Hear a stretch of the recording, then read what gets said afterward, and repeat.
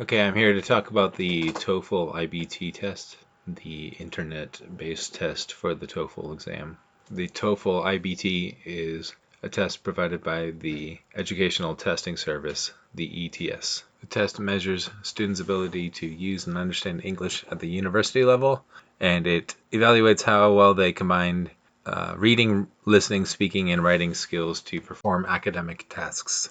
Many students take the test for universities or for other agencies, and they want to show that they're learning English at an acceptable level, perhaps for a job or for, in some cases, a visa requirement.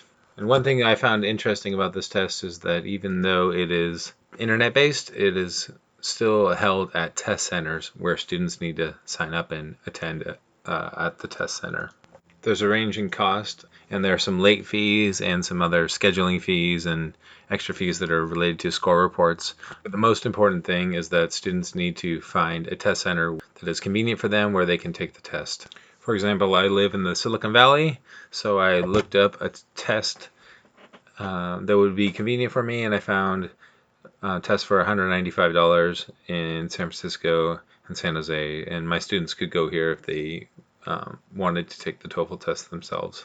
And as you can see, there are many dates that are offered in this area at least. I recommend that people check the website themselves to see what's available, but it is offered worldwide. Students can register by phone, by email, or actually by paper mail if they want to sign up for the test. The main thing I found on the website is just signing up in time and signing up with a valid ID. They are very particular about having the correct ID. I would recommend that students take a look at the website to find out what the scenario is for checking in and going through all the steps there, because because of security reasons, they are very protective about the procedures for the test.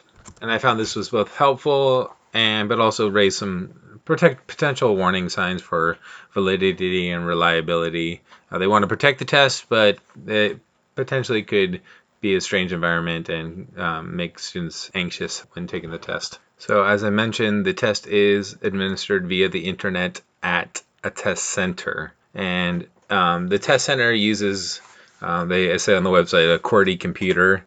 And students should be familiar with, of course, using the computer, typing in their answers for the writing section and listening with headphones, that type of thing. So there is an element of, in addition to testing English skills, there is some computer literacy that goes along with the test.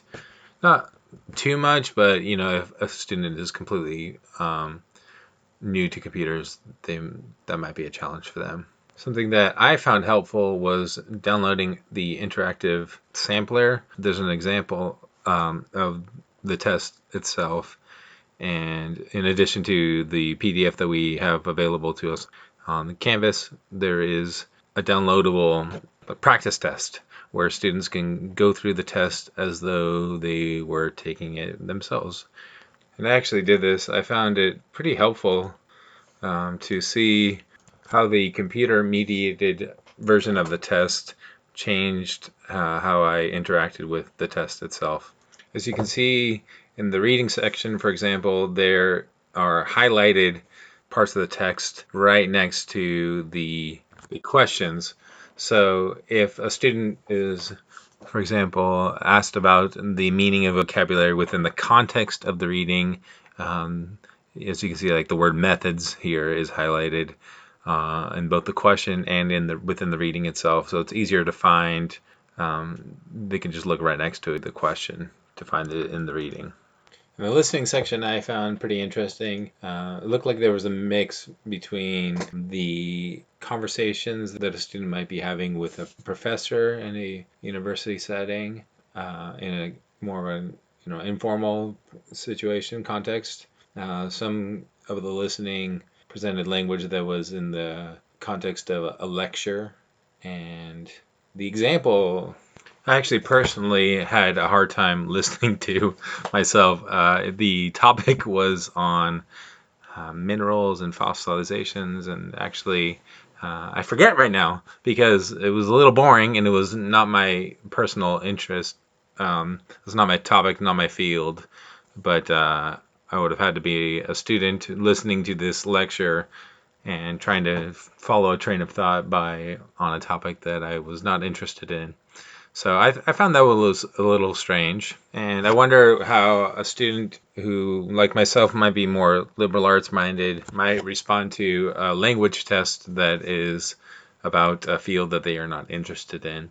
However, the questions are related to language themselves. And so, for example, that particular question was about the professor changing his mind because he runs out of time, and the students need to be able to understand the reason why the professor says what he says.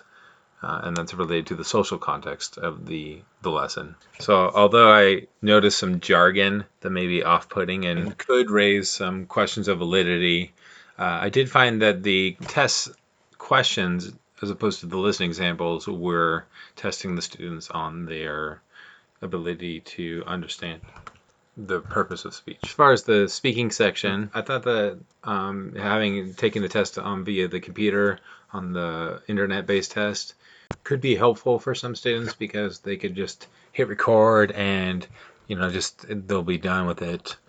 But for other students, it might be a little bit of a challenge to see the little, you have 10 seconds to prepare, or 15 seconds, or 20 seconds, or 30 seconds to prepare, and then they have to hit record and then record their speech within that given time. And there's only one opportunity to do that, and there's a bar at the bottom that is showing them, how much time they have. So maybe they're going to be looking at the bar and not paying attention to the words that they're saying. So it could provide test anxiety and some unreliability for students who are not used to speaking into a recording device. I know for myself, for example, just doing this project, it's a little nerve-wracking to have to press record and then speak into the microphone, and it could affect your speech patterns.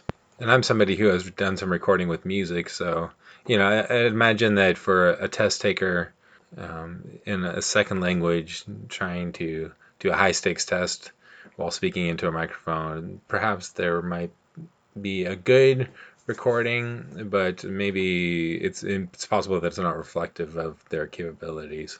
So I would say there's some reliability questions related to the test instrument itself. And then finally, there's the writing section. The writing section, as you can see, the students have a prompt. Usually there are a couple different prompts, and then they have some time to write their answers to the prompts.